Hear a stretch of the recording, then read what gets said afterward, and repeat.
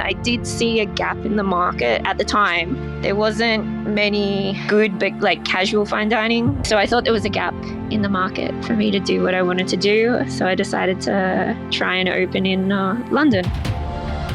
This is the Deep in the Weeds podcast. I'm Anthony Huckstep. Over the last few years, COVID turned the hospitality industry on its head. And for those on working visas embarking on a career in the industry, it was even tougher. But Australia is not alone in this.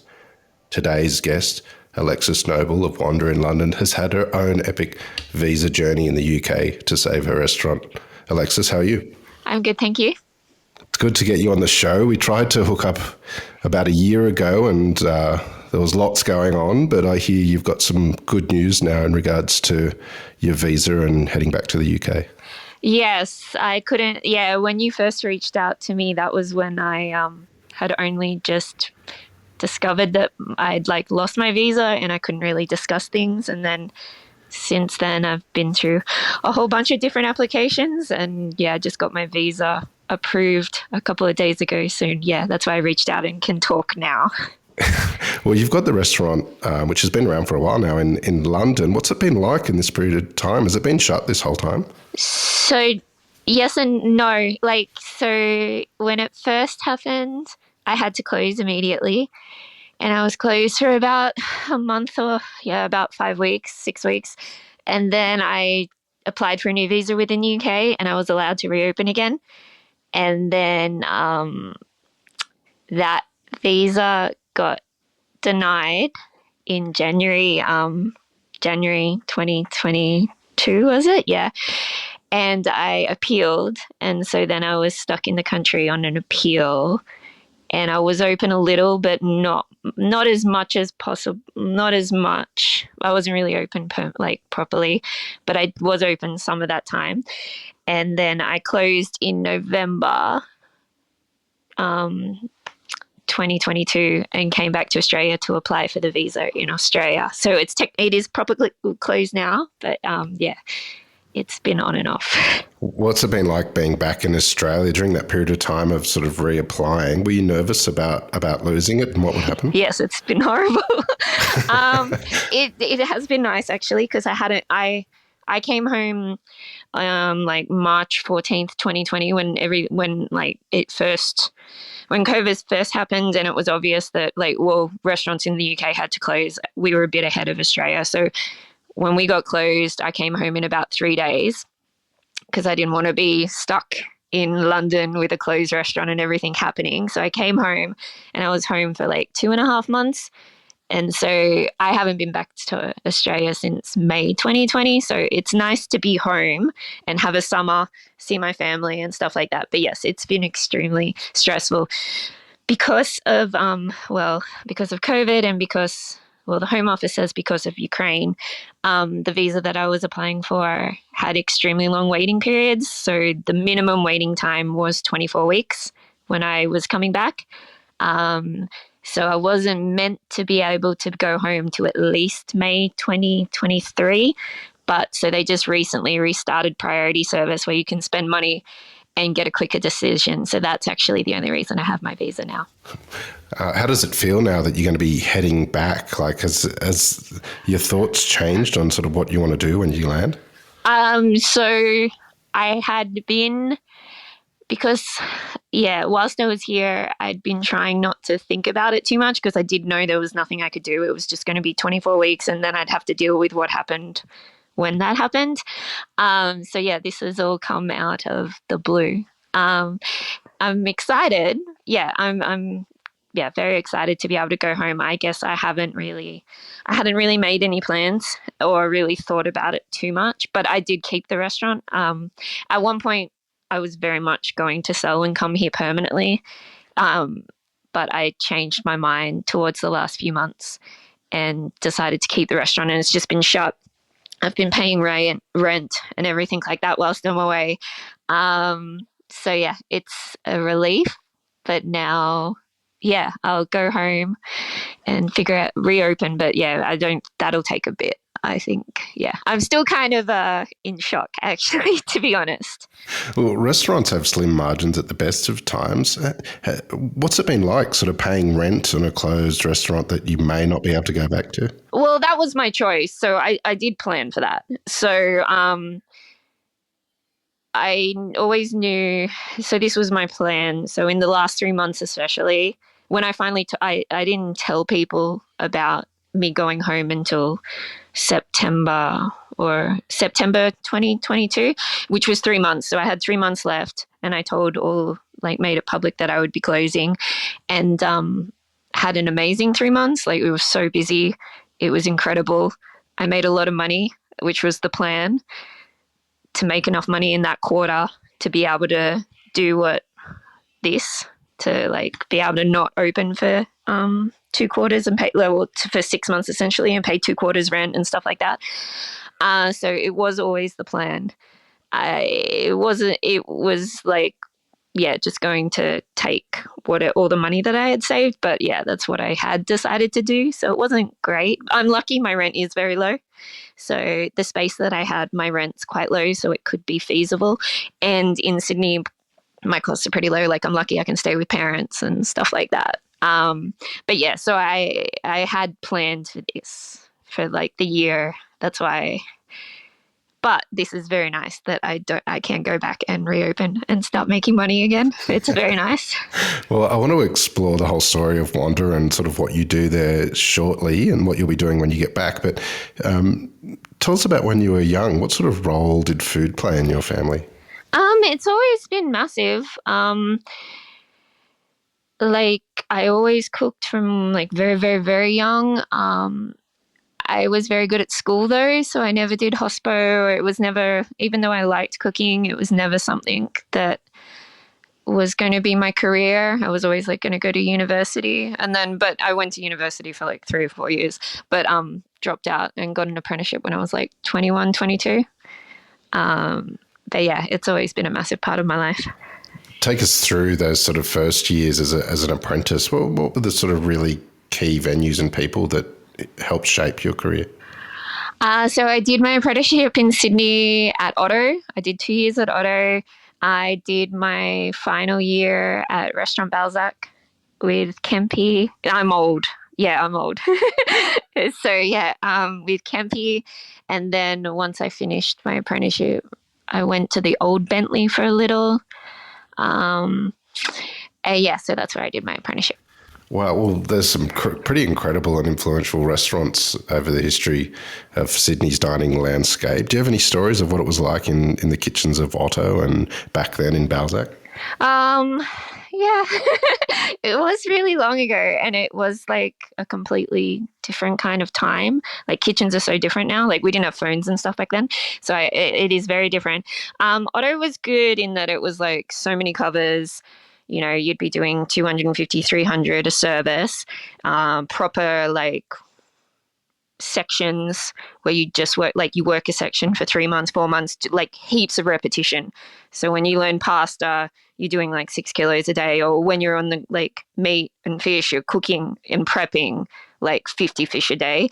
So even though that's not the kind of covers or the kind of style I like to do now, I think as an apprentice, it's really good because you just do volume and really, really learn. Like, the amount of oysters you shuck just being on larder, like you shuck hundreds of oysters a day, like that kind of repetition I think is really good in an apprentice.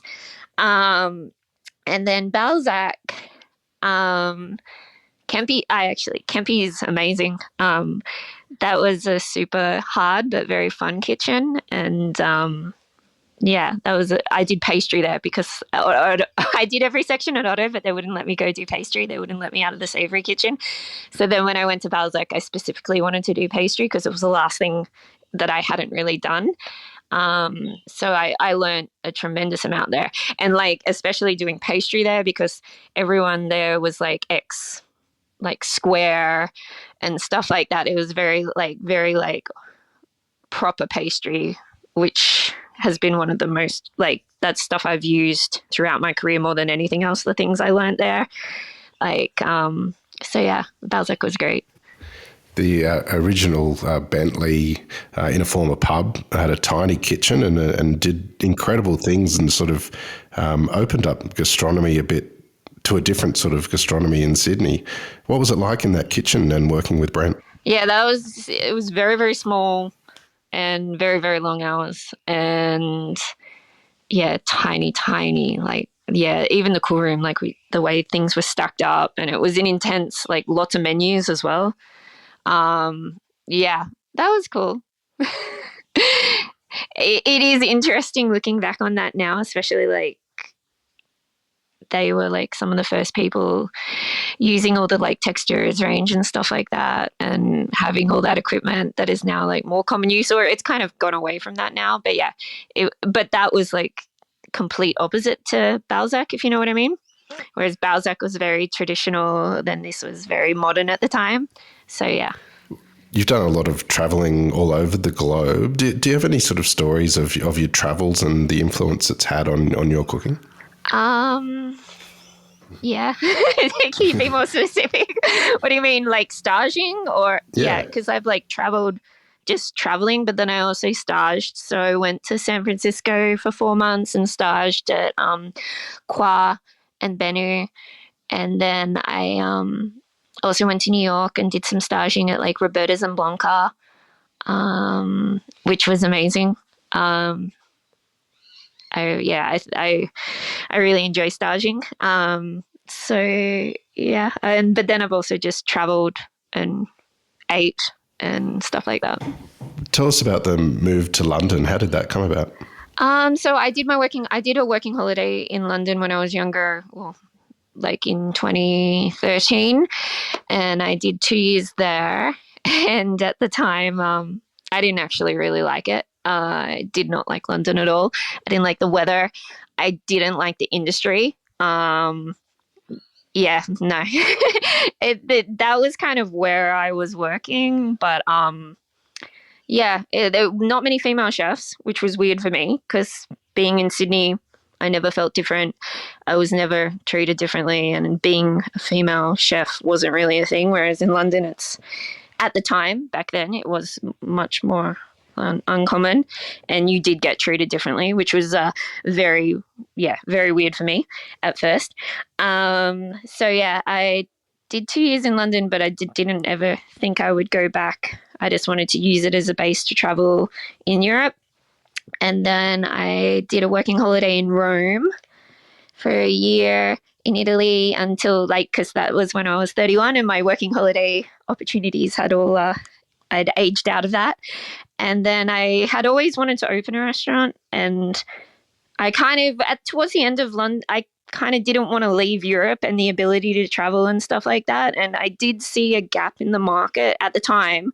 Back then, there wasn't many good but casual fine dining, which I think Sydney does extremely well, and small kind of restaurants that I would want to dine at. It was all just super Michelin and very, I don't know what's the word, very old school fine dining with tablecloths and very stiff, or extremely casual. There wasn't the casual fine dining thing. So I thought there was a gap in the market for me to do what I wanted to do. So I decided to try and open in London. Also, I kind of wanted to not have my first restaurant in Sydney. I kind of thought in London I could go under the radar and just figure things out. Yeah. And economically at the time, I thought London was a better choice than Sydney to open a restaurant. I was correct for 2.5 years. Take us back to that sort of finding the site and landing on sort of the offering that you wanted to do. Tell us about that period of time. So to be able to go to London and open a restaurant, I got an entrepreneur visa. So it's a pretty intense visa. You have to write a full business plan, blah, blah, blah. You have to have money, blah, blah, blah, blah. So a lot of the planning for what I wanted to do, I had to do prior to even getting my visa approved.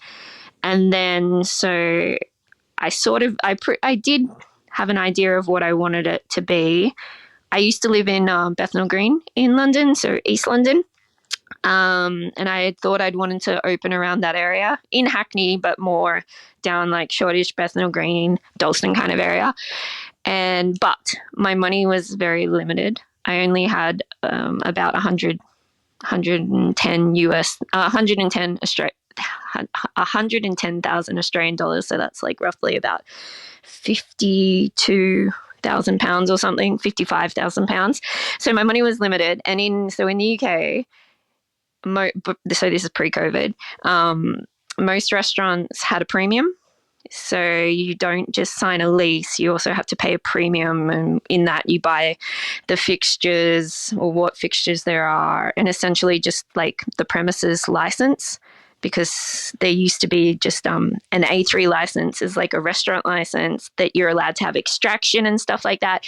And especially in the borough that I'm in, Hackney, pre-COVID, they're very strict about the mix of businesses within the area. So there's only so many A3 licenses that are there, and they weren't really granting new ones. So it's not like in Sydney, which I actually think is a problem in Sydney, where anyone can just open a restaurant in any building. You can just change the premises license. In London, especially with the restaurant one, they don't want like a high street that is just restaurant. Well, they didn't. That the licensing since changed since COVID, and it's a lot freer and easier to do that. But so when I was looking for a space, I basically needed an existing restaurant because I didn't have the money to do a full fit out, like from Shell or anything, something small, but like with no premium.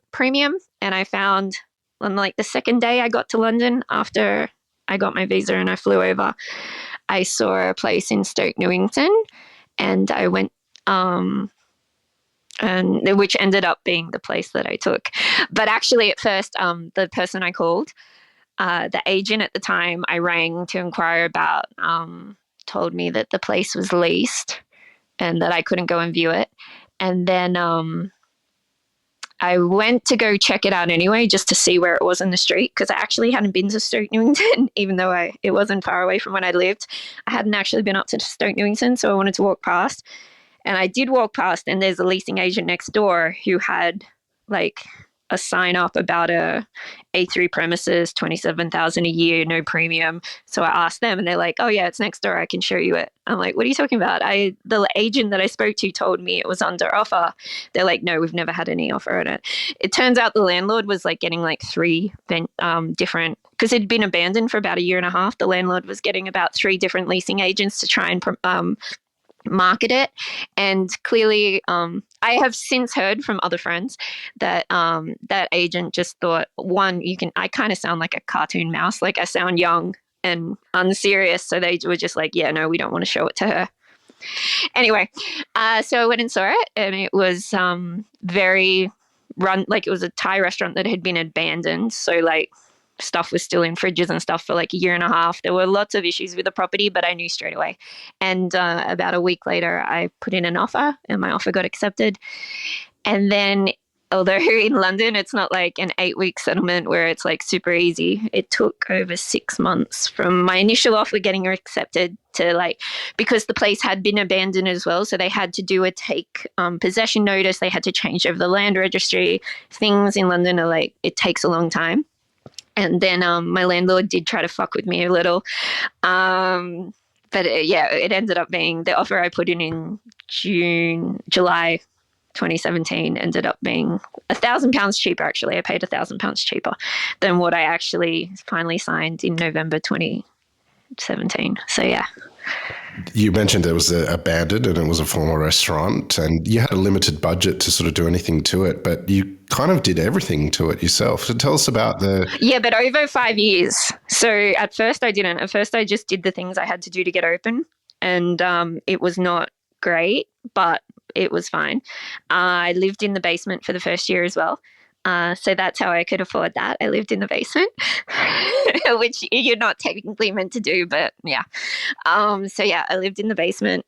And then as I took money and I slowly reinvested and built things up and renovated and got things done. But yeah, at first it was just do what it needed to be done to be able to open. So that's when I first viewed it as well. I could see straight away the bare bones were there and what it would take to be able to open, and that I could do it. Like it had extraction. So it had a really big, like the extraction, which is like the biggest cost, especially because these are all old, like Victorian buildings that are 3 stories to like put up the extraction all the way up. That would have been my entire budget basically. So like I could see the bare bones there. And then I just got all secondhand fridges, ovens. Spent as little as possible. Didn't go crazy.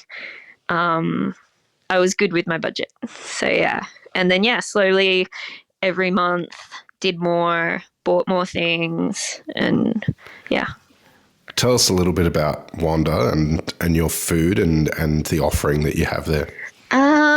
So in London, they like to say that it's an Australian restaurant, which I do believe. It's like, I just think it's like a modern Australian restaurant. I personally think it's like a Sydney restaurant specifically. The menu's designed to share. It has evolved over the years. Like initially it was just, the menu was designed to share like 5 or 6 snacks, larger dishes, a couple of desserts. When I actually announced in the past year, because of everything that was happening, I stopped doing that and just did a set menu, like a 5 or 6 courses, which bores me as a chef, but it actually really works. It's really good for the head spend. It's good for costs. Yeah, it actually works. So I do need to figure out what I'm going to do when I reopen, because that was really effective. And it's good for my prep time as well. Like it's good in many ways, other than that I get kind of bored like that. So I need to figure out what I'm going to do when I go back. Lots of Italian influences, lots of Asian influences. Try to work with as much local produce as possible. Are there a couple of dishes that you had on the menu that sort of speak of the sort of food that you were doing there? Yeah, I guess it's dessert. Like I always used to have pavlova, like a proper pavlova, because I used to always make pasta. So there's always egg whites. So I'd always make a proper pavlova. Also, we have a lot of Australian guests. A lot less since COVID, because a lot of our Australian guests obviously went home over the years. So I always did pavlova. But then when I went from like a design to share menu to a set menu, I stopped doing like a classic pavlova, like just a slice of pavlova, and then turned it into a more plated dessert. But yeah, there's Australian influences here and there. Lots of pasta. There's always one pasta. It changes depending on the season and what I feel like doing. But yeah, I have been deliberately trying not to think about dishes or menus and stuff like that whilst I've been here, because it would just be, hurting myself for no reason. So actually, when I go home, I need to start thinking that way again. Yeah. You've experienced the extraordinary produce of Australia and the UK, which is vastly different. What's some of the produce over there that you sort of loved using while in your time in the UK? I miss Australian produce, like very much so. The England is okay. England's okay. There are certain seasonal things that I actually get very excited about. Like wild garlic is just coming in. I saw on one of the foraging things on Insta. I think wild garlic's just coming in. Wild garlic, elderflower, they get me very excited just because it means like the winter is ending. It means that summer is coming, and I like that seasonal change in England just because, and like summer is super fun. Winter, not so much. There's nothing in winter. I do not get excited about Brussels sprouts. But yeah, the beginnings, especially with things like wild garlic and elderflower. I'm not crazy about asparagus. Everyone will start getting crazy about asparagus in about a month, but it's crazy expensive and it's not that good realistically. But the spring especially is very exciting just because it means it's coming out of the darkness. Summer's coming. Yeah, much more fun way to cook as well.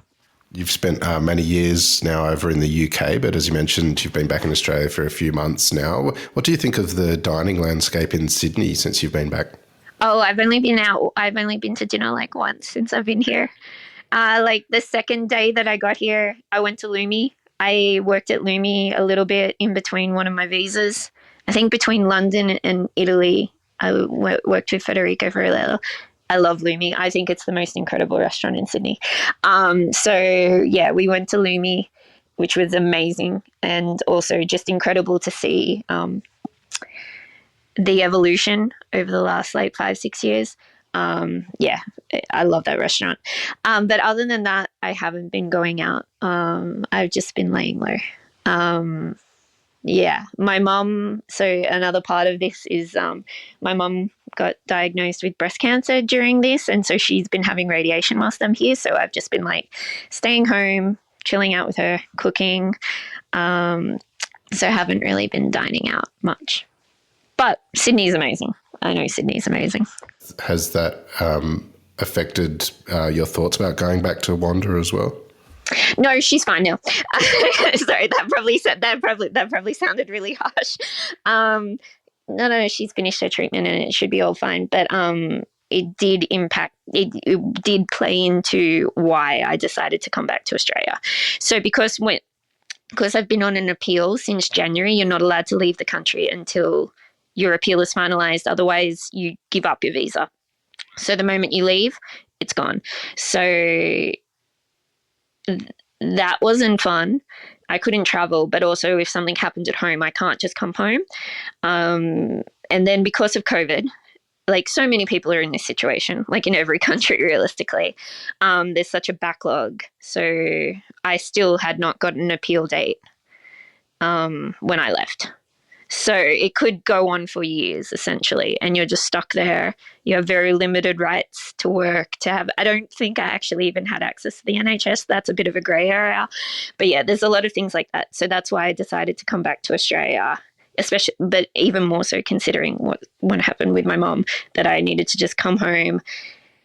Yeah, it would take a long time. There would be a risk I wouldn't get the visa, but it was not really possible to keep living that way under those circumstances in the UK. And then even just having the business, it's a really hard way. Like I couldn't make any long-term plans or hiring people was really difficult because not knowing what would happen. So yeah. The last couple of years have sort of changed everyone's lives. Has it made you sort of see what you want to get out of your career a little bit differently? Yes.